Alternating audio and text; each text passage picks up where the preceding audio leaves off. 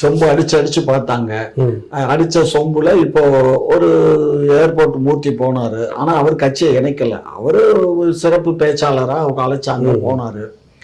ஆகையினால ஏர்போர்ட் மூர்த்தி சொன்னது அவரு சரிதான். இப்ப நம்ம தமிழகத்தை பொறுத்த மட்டும் நமக்கு ஜாதி பேதம் கிடையாது. எல்லா மதமும் ஒண்ணுதான், எல்லா ஜாதியும் ஒண்ணுதான். எந்த கலவரமும் நடக்கல, எல்லா குடிசையை கொளுத்தல.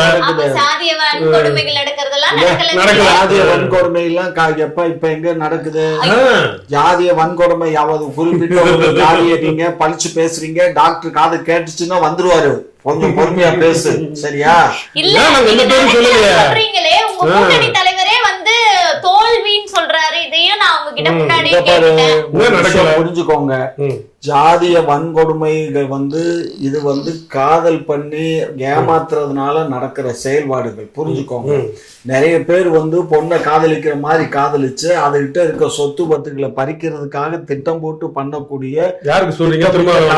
ஏழை எளிய மக்கள் இன்னைக்கு எத்தனை பட்டியல் கல்யாணம் பண்ணி எவ்வளவு வாங்குறாங்க. சௌரியமா இன்னைக்கு பட்டியலின மக்களும் மற்ற ஜாதியினரும் திருமணம் செஞ்சு வாழ்றாங்கல்ல.